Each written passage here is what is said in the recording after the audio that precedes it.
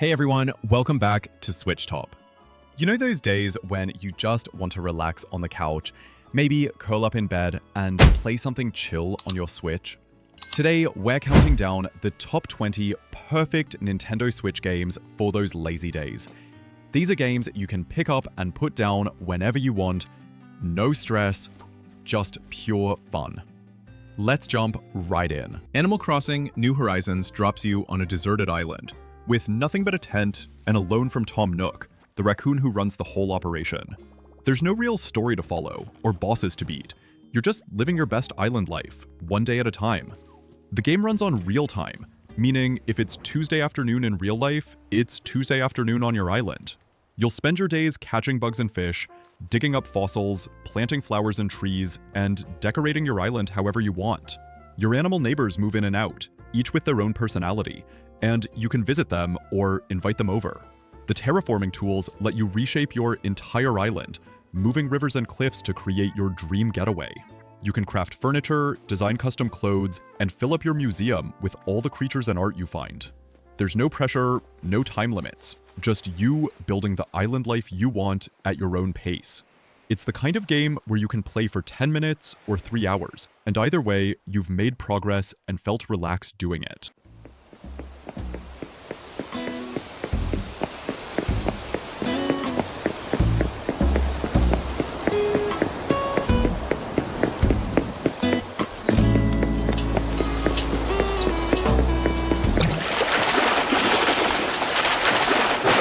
Super Mario Bros. Wonder takes the classic 2D Mario formula and injects it with pure creativity.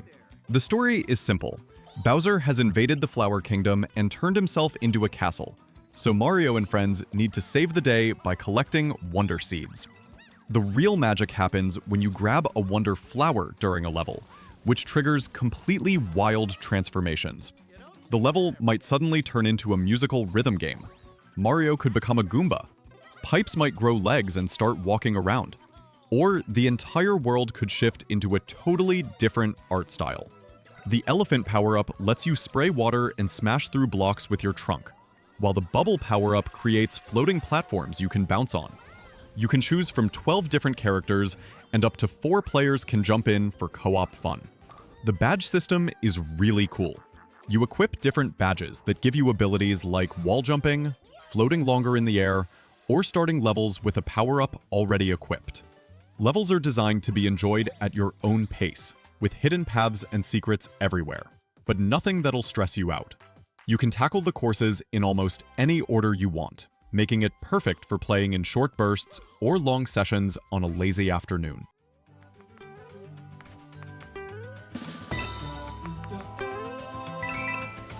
Que dia lindo! Ventinho bom!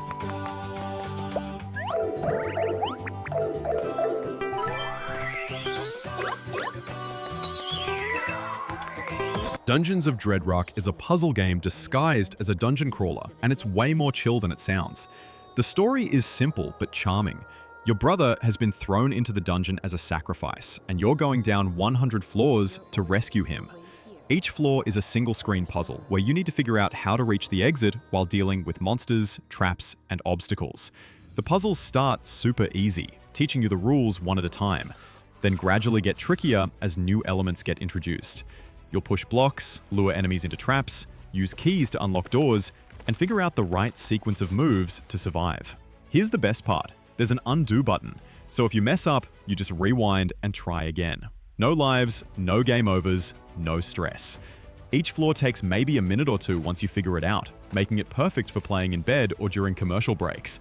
The pixel art style is clean and easy to read, and there's something really satisfying about that aha moment when you crack a puzzle.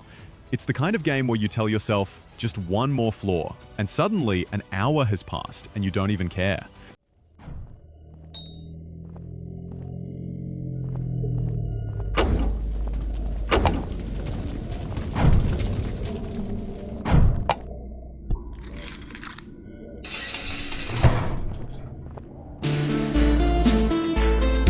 Balatro takes poker hands and turns them into a roguelike deck builder that's absurdly addictive. There's no real story here. You're just trying to beat a series of increasingly difficult, blind challenges by scoring enough points with poker hands. You start with a standard 52-card deck and play hands like pairs, straights, and flushes to score points. The twist is, you can modify your deck and find joker cards that completely break the rules in fun ways. One joker might multiply your score every time you play a heart, another might give you extra hands to play, or one could make all your face cards worth way more points. Between rounds, you visit a shop where you can buy new cards, jokers, and upgrades using the money you've earned. You can also find tarot cards and planet cards that permanently boost certain poker hands. The game is endlessly replayable because every run is different depending on which jokers you find and how you build your strategy. Rounds move at your own pace. You can think as long as you want about which cards to play. It's incredibly easy to pick up if you know basic poker hands, and the satisfying feeling of watching your score multiply into ridiculous numbers never gets old.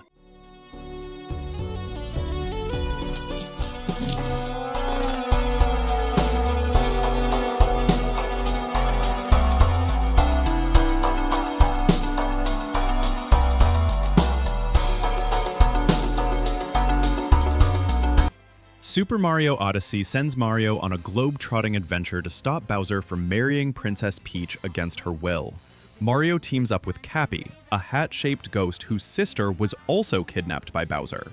The game takes you through wildly different kingdoms, from a realistic-looking city filled with normal humans to a food-themed world made of giant vegetables. The core mechanic is Cappy. You throw your hat to attack enemies, but you can also use it to capture almost anything in the game. Capturing a frog lets you jump super high. Taking over a T-Rex lets you destroy everything in your path.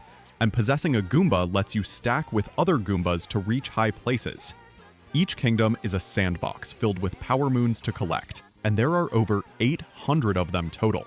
Some moons are sitting right there in the open. Others require tricky platforming or puzzle solving, and some are hidden in really creative spots. The movement is smooth and satisfying, with tons of advanced tricks you can learn if you want, but you can also just play it casually and still have a great time. There's no time pressure. You explore each world at your own pace, collecting moons and coins to upgrade your ship.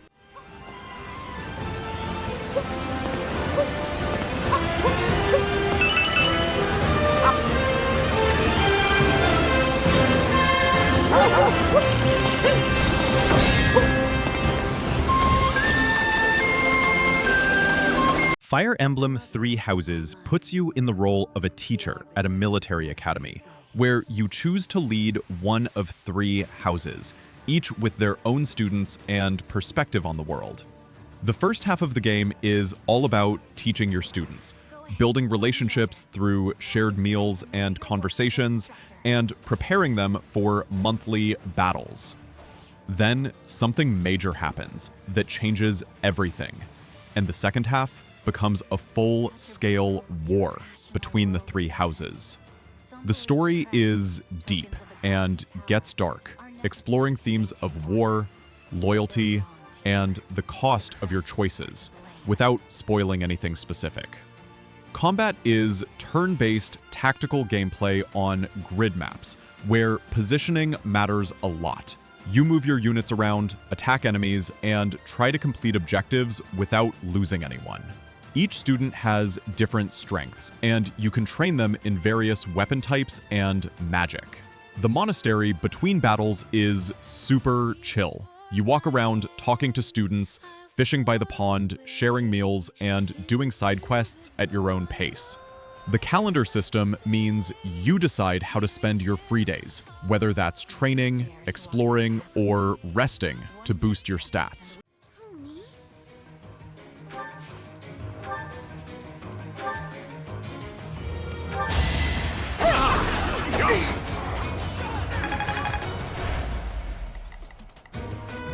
I'll cut through.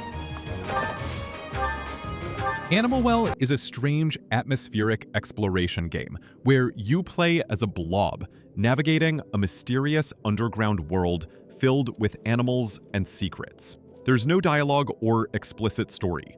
You just wake up in this weird place and start exploring. piecing together what's happening through the environment and cryptic clues. The game is all about using items you find to solve puzzles and reach new areas. You'll find things like a frisbee that can hit switches, a yo-yo that lets you grab distant items, and a bubble wand that creates platforms to stand on. The pixel art is gorgeous, with incredible lighting effects that make the underground caves feel both beautiful and unsettling.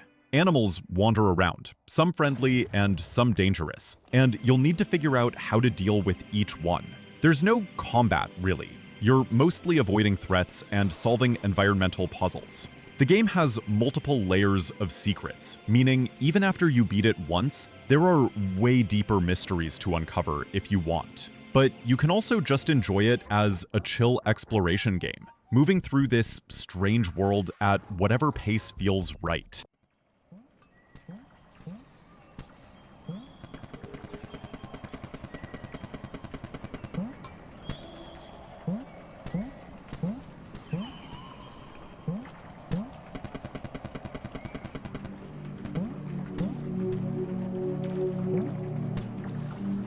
Pikmin 4 is a strategy game where you command tiny plant creatures called Pikmin to solve puzzles and rescue castaways on an alien planet. You're part of a rescue team searching for missing explorers, and you crash land on this planet where everything is huge because you're super tiny. You throw Pikmin at obstacles, enemies, and treasures, and they carry stuff back to your base. Different colored Pikmin have different abilities. Red ones are fireproof, blue ones can go in water, yellow ones conduct electricity, and so on. The game adds Ochi, an adorable space dog who can carry Pikmin on his back, smash through walls, and swim across water with you riding him. This makes the game way more relaxed than older Pikmin games because you're not constantly stressed about time. You explore various areas like gardens, caves, and houses, all from a tiny perspective that makes everyday objects feel massive. Night expeditions are a cool addition where you defend a base from enemies in a tower defense style. The controls are super smooth, especially in handheld mode, where you can use touch controls. Each day is split into missions, but there's no real penalty for taking your time. The game autosaves constantly and lets you rewind if something goes wrong, so there's zero stress.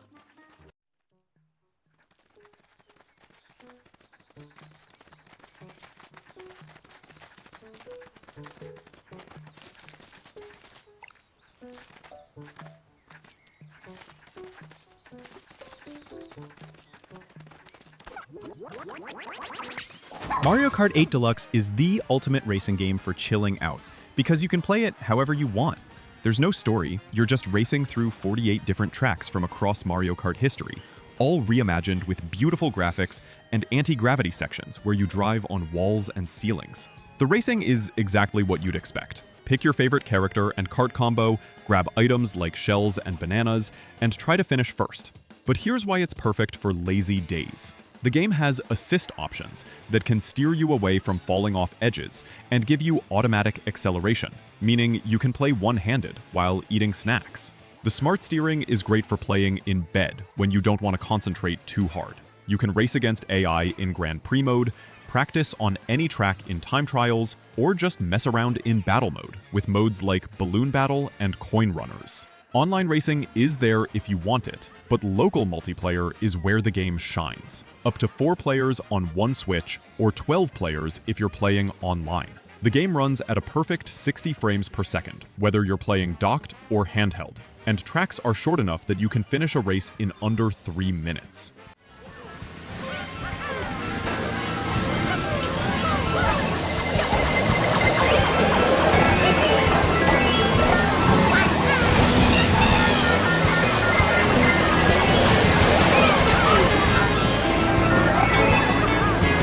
Luigi's Mansion 3 is the perfect number 1 because it's completely chill while still being engaging and fun. Luigi gets invited to a fancy hotel for a vacation with Mario, Peach, and the Toads, but surprise, it's a trap set by King Boo who captures everyone except Luigi. Now our green-clad hero has to work his way up through the hotel's 15 floors, each with a completely different theme, to rescue his friends. You use the poltergust vacuum to suck up ghosts after stunning them with your flashlight. combat feels great. You flash ghosts with a strobe, grab them with the vacuum, then slam them around until they disappear. The game introduces Luigi, a gooey clone of Luigi who can squeeze through grates and spikes to reach new areas. You'll switch between Luigi and Luigi constantly to solve puzzles, and a second player can control Luigi in co-op mode. Each floor is like its own little world with unique puzzles and a boss ghost at the end. You can play for just one floor and feel satisfied, or keep going for hours. The game is full of secrets and collectibles hidden in every corner, and the best part is, you can vacuum literally everything. Curtains, plants, furniture, and stuff will pop out.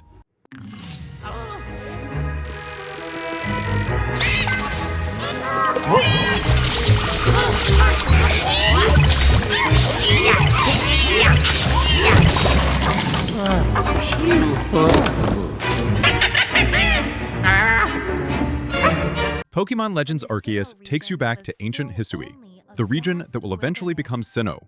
During a time when people are just starting to understand Pokemon, and most folks are actually afraid of them.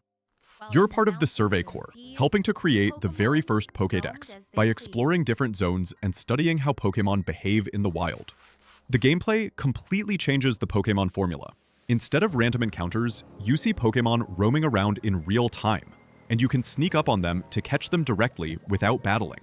Or you can start a battle if you want. The battle system uses a turn order mechanic, where faster moves and certain styles let you attack multiple times in a row. You'll craft Pokeballs and items from materials you gather while exploring. Complete research tasks like catch 5 Bidoof or see Starly use an agile-style move to level up your Pokédex entries, and take on alpha Pokemon which are bigger, stronger versions that roam the areas. The game is split into large open zones rather than one continuous world, and you return to Jubilife Village between expeditions to rest, craft, and take on new missions.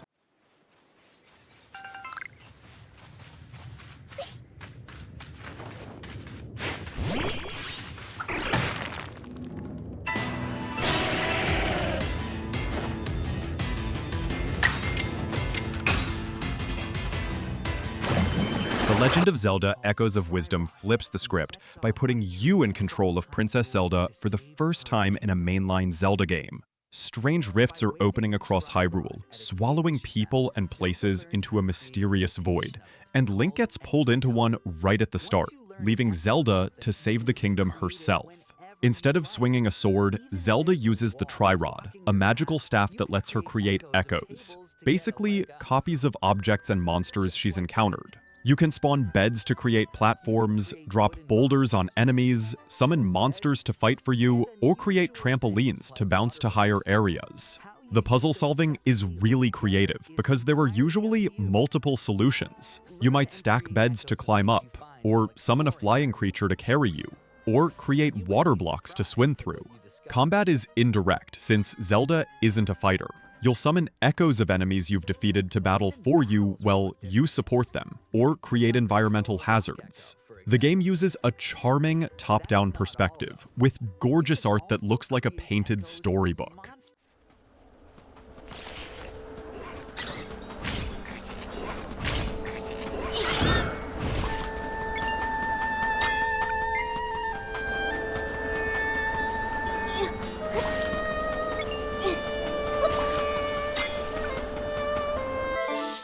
Unpacking is one of the most zen gaming experiences you'll ever have. There's no dialogue, no text, just a story told entirely through the objects you unpack and where you place them. You move through different stages of someone's life, from childhood bedroom to college dorm to various apartments and houses, unpacking boxes and arranging belongings. Each level dumps you into a new space with packed boxes, and you click on items to pull them out one by one, then find appropriate places to put them. The game gently guides you with subtle cues. Books go on shelves, toiletries in the bathroom, kitchen stuff in kitchen drawers, but mostly lets you arrange things however you want. The satisfaction comes from organizing everything neatly, finding the perfect spot for items, and noticing the story unfold through what objects appear and disappear between moves.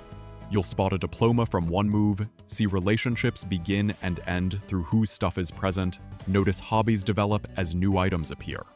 The pixel art is incredibly detailed and cozy, with satisfying sound effects for placing each item. There are no timers, no scoring, no way to fail. You just unpack and organize at your own pace.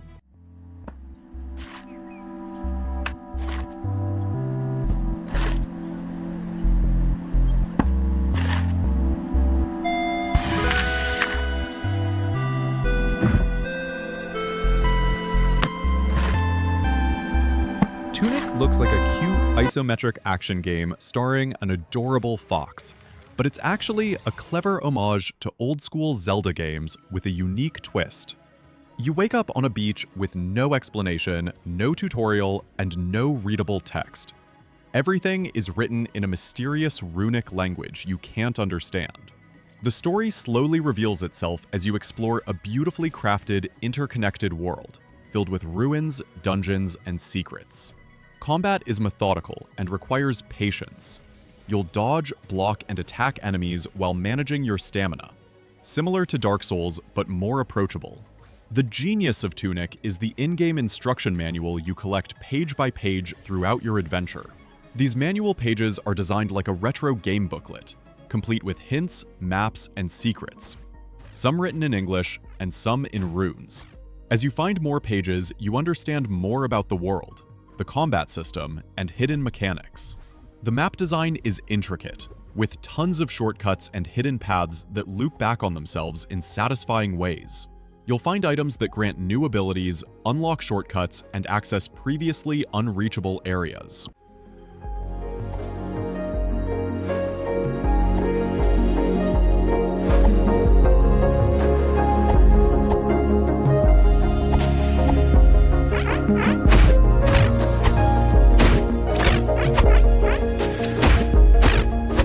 Dave the Diver is a surprisingly addictive mix of underwater exploration and restaurant management that's way more relaxing than it sounds.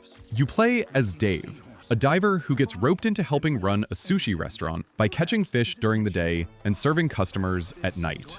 The Blue Hole, where you dive, is a mysterious location where the ecosystem changes daily, meaning you'll encounter different fish, environments, and secrets each time you dive. During diving sections, you swim around with a harpoon gun, catching fish, exploring underwater caves, finding treasure chests, and occasionally dealing with aggressive sea creatures. Your oxygen is limited, so each dive is a quick session where you grab what you can before heading back up.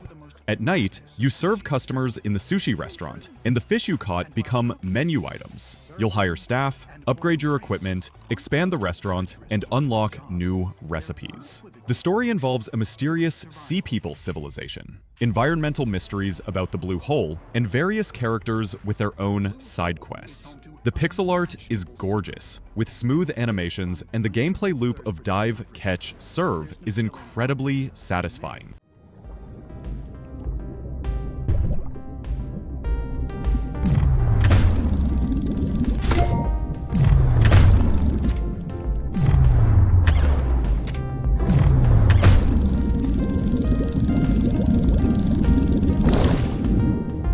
The Legend of Zelda: Link's Awakening is a remake of the classic Game Boy game, with a gorgeous, toy-like art style that looks like a diorama come to life. Link washes up on Koholint Island after a storm destroys his ship, and he's told the only way to leave is to wake the Windfish by collecting 8 instruments from dungeons across the island. The story has a melancholic, dreamlike quality that becomes more mysterious as you progress.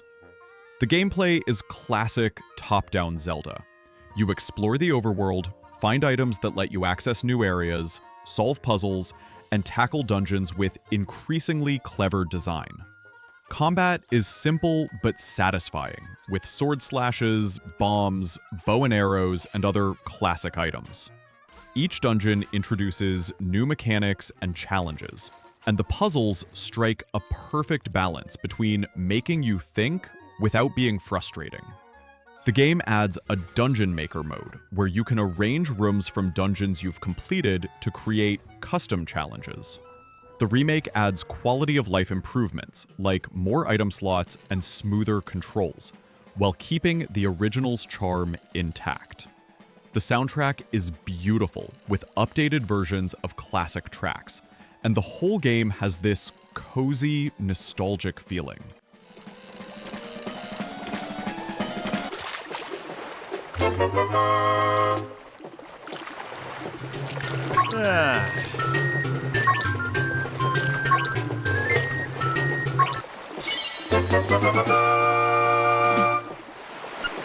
Stardew Valley starts with you inheriting your grandfather's old farm in Pelican Town, escaping your soul-crushing corporate job to start a new life in the countryside. The farm is completely overgrown when you arrive, and you'll spend your time clearing land, planting crops, raising animals, and slowly building up your farm into whatever you want it to be. Each day starts at 6 a.m., and you have until 2 a.m. to do whatever you want. Water crops, explore the mines, fish in the river, talk to townspeople, forage in the forest, or just decorate your house. The town has tons of characters to befriend, each with their own schedules, personalities, and storylines that develop as you get to know them. You can even romance and marry several of the townspeople. The mines offer combat and resource gathering if you want some action, but you can completely ignore them and focus on farming if that's your style. Seasons change every 28 days, bringing different crops, fish, and festivals. You'll unlock new areas, upgrade your tools, expand your house, and discover secrets about the valley. The beauty of Stardew Valley is there's no wrong way to play. You can min-max your farm for maximum profit, focus on relationships, become a fishing expert, or just plant pretty flowers and vibe.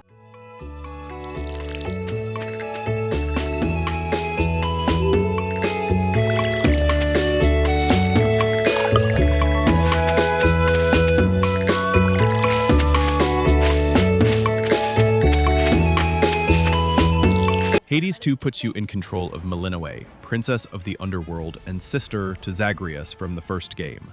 You're trained by the goddess Hecate to defeat Kronos, the titan of time who has overthrown the underworld and captured your family. Unlike most roguelikes, death is part of the story. Each time you fall in battle, you return to the Crossroads, your base camp, where you can upgrade abilities, talk to characters, and learn more about what happened. Combat is fast and fluid, with various weapon choices like the Witch's Staff, Ritual Daggers, and Moonstone Axes, each with completely different playstyles. During runs, you'll receive boons from Olympian gods that modify your abilities in powerful ways. Zeus adds lightning damage, Aphrodite causes enemies to weaken each other, and Apollo provides precise attacks that reward skillful play. The game adds a surface world above the underworld to explore, giving you 2 distinct gameplay areas with different enemies and challenges. Between runs, you'll gather resources to unlock permanent upgrades, plant a garden that produces helpful items, perform rituals that unlock new features, and build relationships with gods and allies through gifts and conversations.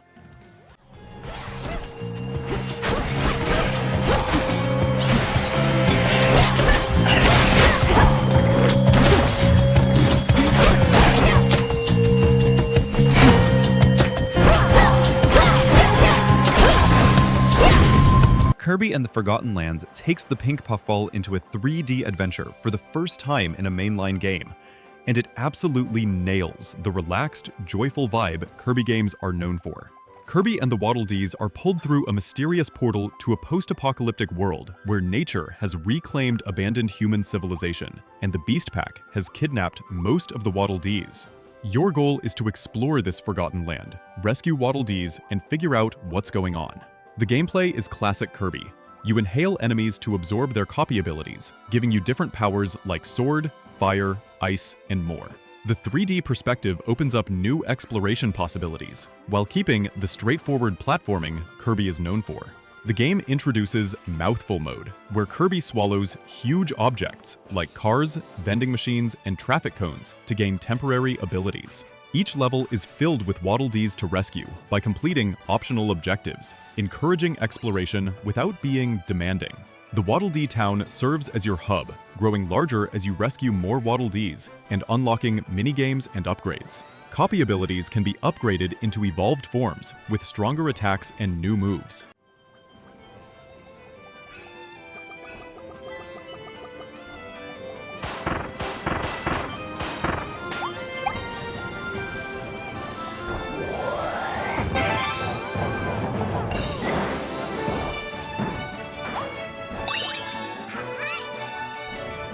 A Short Hike is exactly what it sounds like.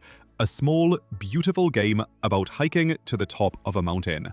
And it's the perfect number one for lazy day gaming.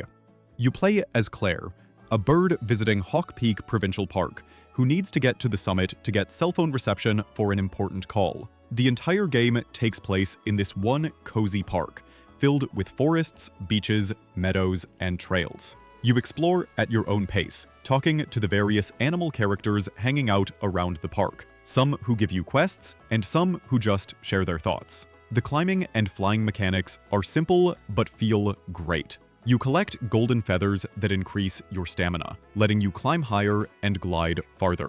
There's no combat, no fail states, no pressure whatsoever. You can mainline it to the summit in 30 minutes, or spend hours exploring every corner of the park, finding hidden treasures, racing other characters, fishing, playing beach stickball, and just enjoying the peaceful atmosphere. The low-poly art style with a pixelated filter gives it a nostalgic, dreamy quality, and the soundtrack is gentle and relaxing. Every character you meet has something charming to say, and helping them with small tasks feels rewarding without being demanding.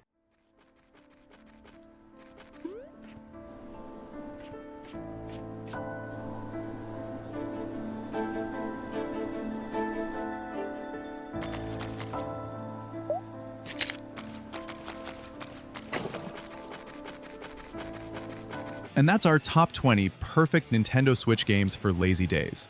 Whether you want something super chill, like A Short Hike, or something engaging but low stress, like Hades 2, these games are perfect for those days when you just want to relax and game. What games do you play on your lazy days? Drop your favorites in the comments below. And if you enjoyed this video, hit that like button and subscribe to SwitchTop for more Nintendo Switch content. Thanks for watching, and happy gaming!